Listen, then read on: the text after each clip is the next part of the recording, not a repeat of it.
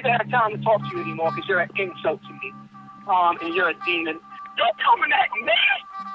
You're on the phone with me asking me questions. Why you ain't opinion in the government, brother? These same people that came to you, why ain't you saying your damn hypocrite? Or staying at gallery? How do you pretend no one can find the fallacies of morning rose, forbidden fruit, hidden eyes, courtesies that I despise and need. Take a ride, take a shot now. So this video is going to focus on logical fallacies. It's going to be a series of videos called Logically Fallacious that I'm going to be doing.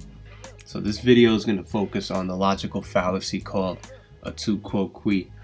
If you don't know what logical fallacies are, I'm going to be putting up a definition for you to look that up, or you can look that up on your own. A quoque is a form of a logical fallacy that I'm going to expose Tazadaqyah for using and members of the ICGJC for using, which is very typical amongst politicians. It's a very slick way to get out of answering a question.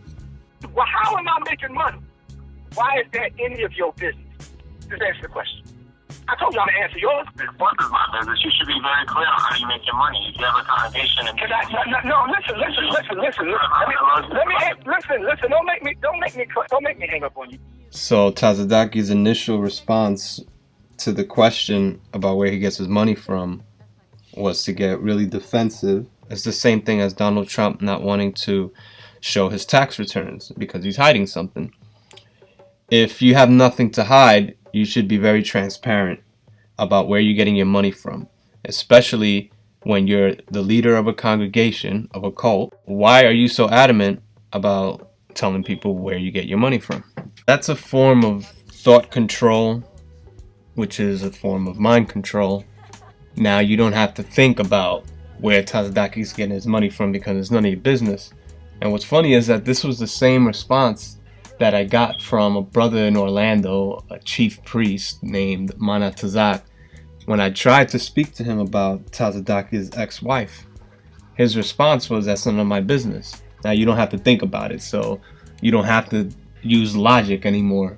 It's just out of sight and out of mind. That is my business, because I'm very concerned seeing how most of the people in the church are in poverty. I don't, where are you getting all this money from? Is it coming from the congregation? Seeing how most of the people in the church are in poverty. This work is my business. You should be very clear on how you make your money. If you have a congregation and listen. Don't make me hang up on you.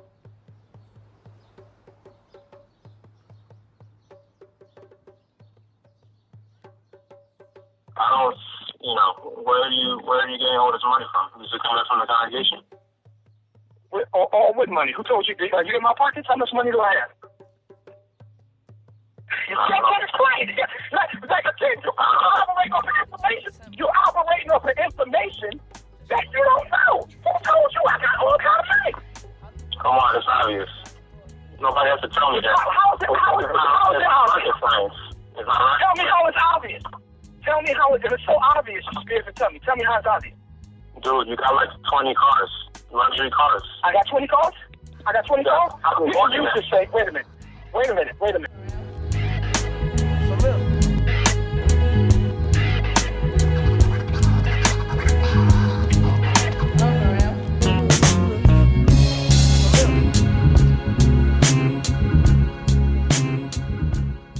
Didn't you just say? Now this came from you, that came from the FBI. You just said that all of my cars is in the church's name, which means I don't have cars. That means the churches have cars. No, well, Wait a minute. Okay? If all of my cars is in the church's name, then you can't come and tell me you run around, you own all these cars. If they not my cars, then how you coming to me about that? On November 29th, 2013, JMMI paid over $6,000 to Louis Vuitton. Mm-hmm. Yes. What would that be for? Well, this is for clothes concerning my TV ministry as well. We have to wear Louis Vuitton. You don't belong there. That's out of place. What's out of place? You don't get taxed on things like that. That's for ministry business purpose. So it's not. Louis Vuitton. Well, it's, you can call whatever you want. So June 2014, you spent $3,500 by JMMI to Versace in the Bahamas. Mhm. Yes?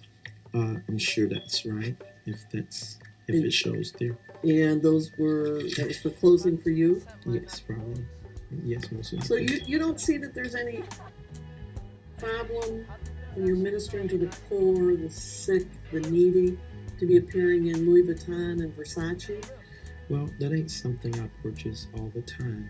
Well, it looks like you did several No. times in... I mean, I'm a very frugal person when it comes to this. I go to the right places to get a lot of suits. And if I get some from those places, you don't see that. I don't see Macy's. No, you don't see that, because Macy's don't have the kind of suits that I wear. But what I'm saying is, this Louis Vuitton things, you don't see that in our charges all the time. 2013 and 14, JMMI spent over $30,000 in your clothes. That sound about right? But what year was that? 13 and 14. Oh God, yes, because I was traveling so much and sweating through all my clothes. Exactly. It probably wasn't enough because just have so. But they have to be top of the line, expensive ones. No, they're not top of the line clothes. Louis actually. Vuitton's not top of the line? Those not where I get my suits from. Well, you got something from them yeah. Spent thousands and thousands. Well, the belts are more lasting, so that's good. Come on, you're buying belts for $5,000? No, I mean multiple belts. I buy those things from there because they have a better TV appearance for the belt. For asking for money from the poor? All right, you testified at your last deposition that JMMI owns 3 vehicles, a BMW, a Mercedes, and a Bentley. Yes. Have you driven those cars? Yes.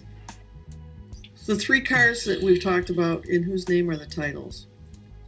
Then the ministry. They're all in JMMI. I think everything except the Bentley. I have a question, just from you minister to the poor and the sick and all that. Isn't it a little offensive to be driving around in a Bentley and a Mercedes to people that really, are impoverished and sick and ill and AIDS and drug rehab? Isn't it a little offensive to sort of being show placing what you have? Well, dear one, I don't show place to people, and I'm not in Bentley. that car. You don't see me driving around that car every day. I don't do that. But it's in the ministry. Everybody in the ministry sees you. You said you drive it. I haven't before. You just asked me have I drove it, but it ain't something I drive every day or even every year. I don't do it. I have drivers who pick up my guests, my high-profile guests. But do you see my point that people that are suffering and giving you whatever their last dime is and donations and drug habits, does it have them see you drive around your high-profile guests in a Bentley or Mercedes might be offensive and hurtful even? It could be offensive if they didn't know my life, but they know my life. It would be offensive to someone like you who's trying to make it bad, but...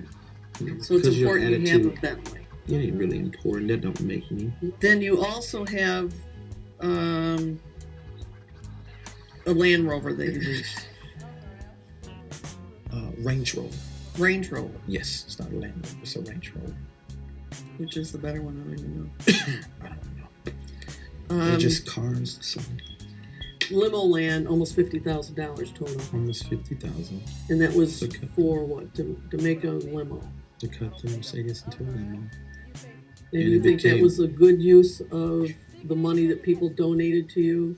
So, but you got this from donations, and you decided to use it to make a limo. We really invested really good. The banks. No, really I'm just asking if that's what you did.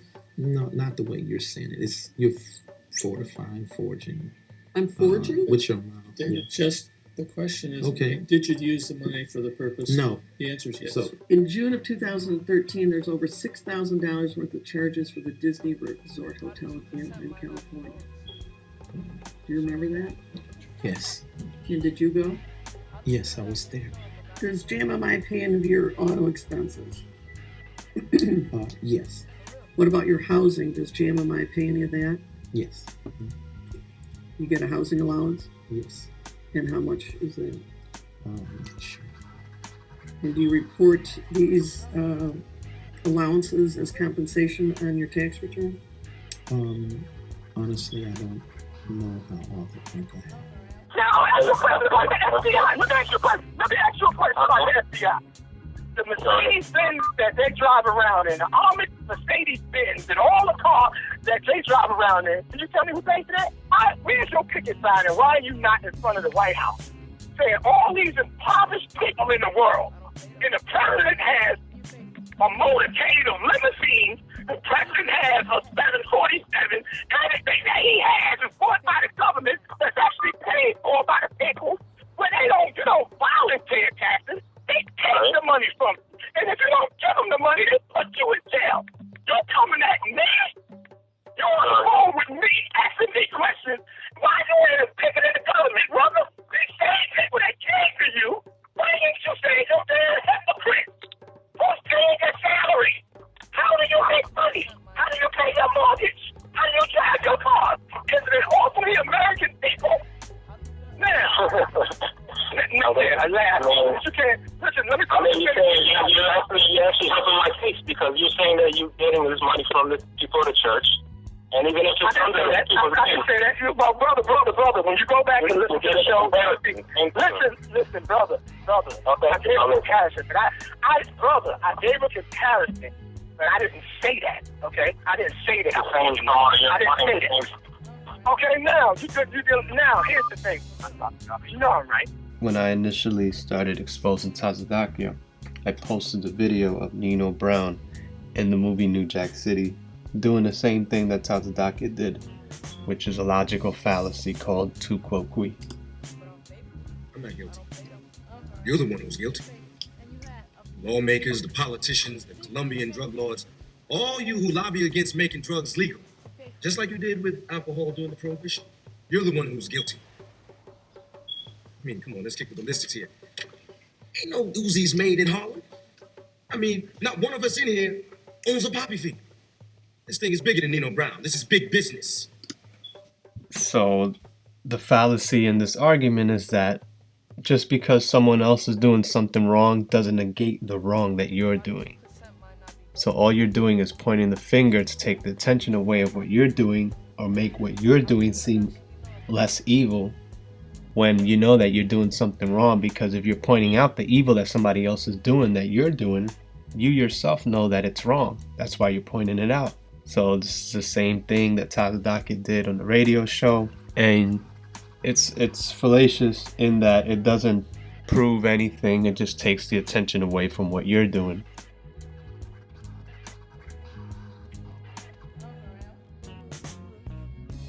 He went and took a van back, right?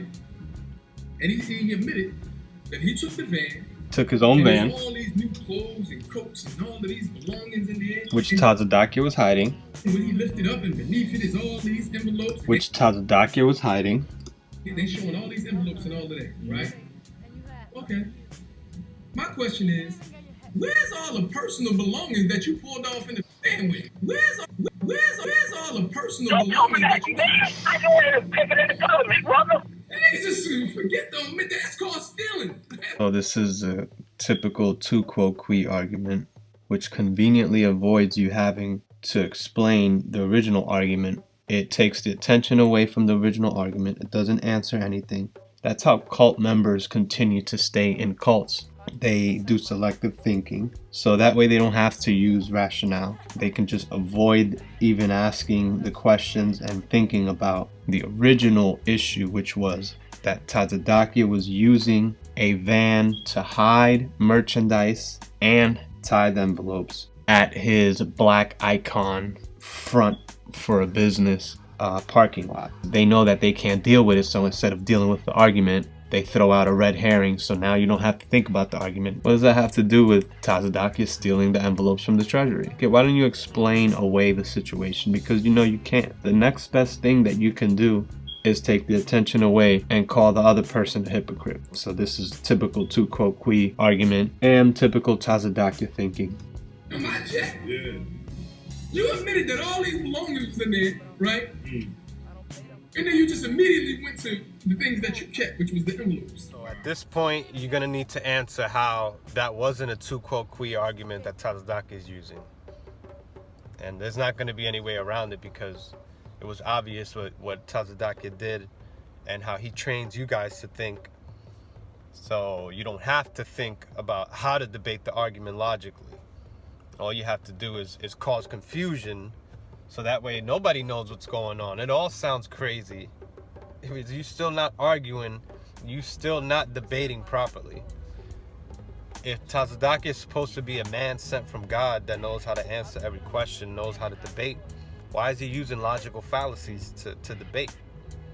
Is he doing this purposely because he knows about psychological manipulation? Or is he so messed up in the head that he himself doesn't know how to think critically?